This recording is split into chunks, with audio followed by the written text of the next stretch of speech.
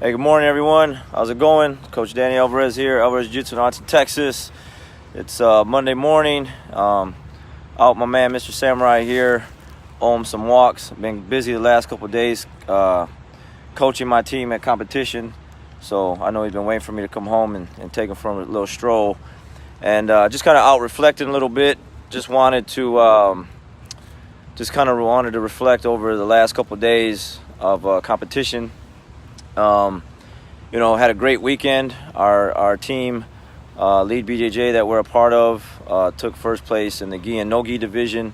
So it was a great weekend for us, and but also had some exciting wins and some tough wins and then some tough losses. So that's what I wanted to kind of go over today. I've been competing since 2002 in jiu-jitsu. And then I've been competing in sports, all my life. My dad put me in baseball like when I was a kid. So I've been playing, basketball, baseball. I've been competing my entire life. And, so you kind of learn over the years how to deal with certain things. But one thing's for sure, the difference between like some team sports and versus a one-on-one sport, like wrestling, jiu-jitsu, boxing, kind of you just one-on-one with someone else. You can't really put the blame on anyone else. Like another teammate didn't make a shot, didn't pass the ball, call a timeout when they weren't supposed to, or just, whatever. And, so it falls solely on you, on, the decisions that you make and the mistakes that you make during your matches. And so what I wanted to go over today is, I had a lot of students that came away with some really awesome victories, and I'm really happy for them. But then I had a lot of students also come up with some tough losses. They put in a lot of work, a lot of preparation, ate the right foods, did the right workouts, did extra practices than they normally do, showed up at 6 a.m. classes, kind of outside the norm. They were just finding ways to get to class, asking questions, getting extra rounds in, doing all this extra work and preparation. And then they come up short. They either came up short on Saturday when they fought, or they both came up short on both Saturday and Sunday. And so for me as a coach, I get to, I have to deal with that. I get to deal with the excitement of victories for the individuals that won, and I'm happy for them. But then I also have to deal with, the losses of my students, the heartbreaks. I can just see it. I've had tears. I was saying the other day to my team, I had tears of joy. I gave one person a hug, and they're crying on my shoulder because they won. And then I had another person crying on my shoulder because they lost, And as a coach, that's tough. But one thing is for sure, you can't allow one loss or a couple losses to define you. You have to pick yourself back up, get back to work, get back to training, get back to the mats, or get whatever it is. It doesn't have to be jiu-jitsu. It could be anything else that you're working on, that you're working towards a goal. And get back to it. The common mistake that I see people make over all these years of coaching is they want to take a break. And that's the biggest mistake that you can make. You have to. You absolutely must. Even though you don't want to, you're still kind of dwelling in the loss. You're kind of soaking a little bit. You gotta find a way to come back right away. The sooner you get back to doing what you were doing that caused the loss, the sooner you can fix the problem. And that's the thing. A lot of people want to take a break. They need time off. They need time to reflect. They need time to rest. They need time to, whatever, let their mind or their heart heal a little bit. And the real answer, the true answer that you should be trying to get to is the problem that you need to fix, the things you need to work on. So for me, the best advice I could give you, if you come up with an L or multiple L's, and whatever you're trying to do, is you got to get back to work as soon as possible. Again, too many people that I've coached over the years, that I've talked to, that have taken those breaks right after they lost. Either they don't come back because they're just kind of, they just take a different direction, or it's just whenever they do make it back, it's just not the same. So I'll give you an example. Again, like I said, I compete a lot. So one of the toughest losses for me, I don't really talk about it much, but I'll share it with you, is I went to Europe last year, and I've won the Europeans before, and I like that tournament. It's a great tournament. It's very tough, and I'm in the finals. I make it back to the finals again, and I'm winning. And it doesn't happen very often where I'm up on points or I'm winning, I'm controlling the match, and then I lose. My opponent just did what he was supposed to do, and I didn't do what I was supposed to do, and I lost. It was a ref decision, and the ref, raised his hand for my opponent, and it was heartbreaking because I put a lot of work in for that tournament. I traveled very far for that tournament. It's a long flight there, and it's a long flight home with that silver medal, and having to think about all the things that you did wrong and the things that you could have did right. And no matter what happens, I can't go backwards. I can't go back to that match. I can't restart the match. I can't. It's over. It's done. It's I can't ever get it back. But what I can do is get back to the mats and try again. Now, when you're in pain, you're kind of dealing with a loss like that. You just don't want to, man. You're down and out, man. You're like you're hurting inside. You're just, if you're a true competitor, you're a real competitor. Losses sting, man. They hurt bad, but you can't let them hurt you so bad that you don't want to get back up again and try again.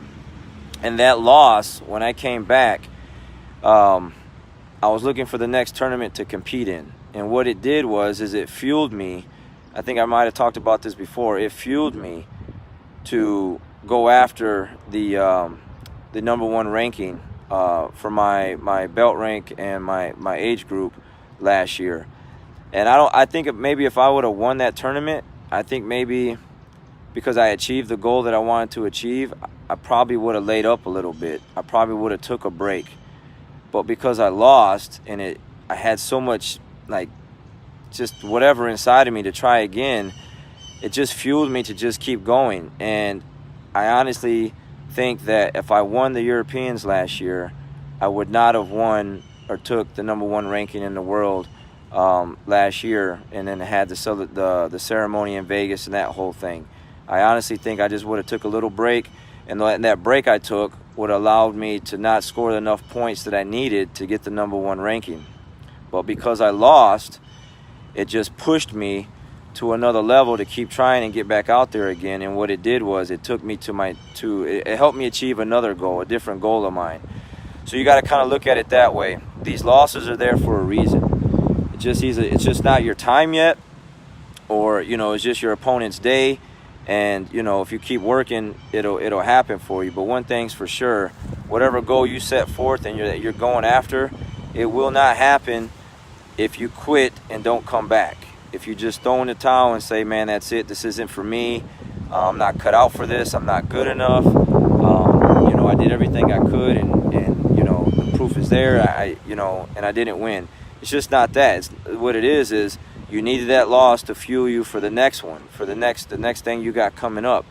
And I'm thankful for that loss, and I think that's what you got to do. A lot of people out there aren't really appreciative for the losses that you're given. It's not like you're trying to lose on purpose, because I'm definitely not trying to lose on purpose. I'm trying to win everything that I do. But that loss has definitely fueled me to get that number one ranking. And now when I walk into my academy, it's the first thing you see when you walk in. I put it in a plaque. It's in a frame. I have a plaque and a frame. And every day I get to walk in, and when I walk out, I get to see it. And it just reminds me of the loss that I took and what I was able to do after that loss and come back, and the victory that I achieved afterwards. So, I have a student that kind of put it in perspective. He's been training with me probably 6-7 years, something like that. And he used to take losses really hard, to where he let him affect everything to the point where he's ready to quit. And I had to keep talking to him, and just over time, he's learned how to kind of balance the wins and losses. Take them in stride. Let it affects you a little bit, it bothers you, it hurts, but not to the point where it's going to affect everything around you, your friends, your family, your work, and to the point where you're just not a good person to be around, and you just want to quit.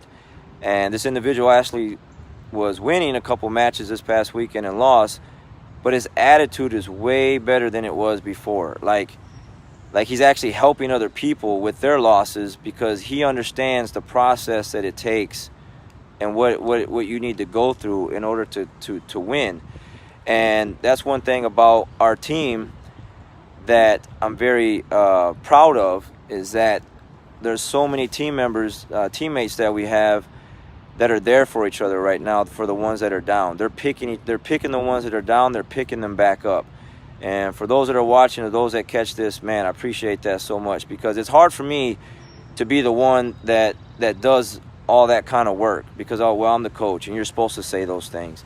But when you got other people around you that are showing support, that are encouraging you to get back up and try again, as part of the process, this is what you have to go through, and then they share their stories of what they went through, then you really don't have no choice but to get back up and try again, because of all the things that's surrounding you with positivity. So if anything I can give for all those that kind of waking up today and that took some L's over the weekend, again, doesn't have to be jiu-jitsu, could be anything else. Man, start of a new week, it's a new day, it's a beautiful day. I don't know what it looks like where you're at, but you're alive, man. You can get up, try again, and just get back to work, you know. Again, if I would have quit after my first loss or first couple losses I had, I wouldn't be talking to you right now. I wouldn't have the academy I have right now. I wouldn't be doing the things that I'm doing right now. But one thing jiu-jitsu has taught me over the years, like nothing else, is how to come back from a loss and how to deal with it, you know. And if you're looking for a place, for anyone out there that's looking for something to help you with that, or a team or a support system to help you with that, come check us out. Alvarez Jiu-Jitsu in Arlington, Texas. I have a great team. I can introduce you to a lot of great people that can give you the support system that you need to go out and do and achieve whatever it is that you want to achieve, you know. So I'll let you guys go. You guys have a great day. Have a great week. Whatever L you took, it's all right. Don't let it define you. Pick yourself back up. Let's get back to it. Right? Let's get back in the win column. All right, you guys have a great day, great week.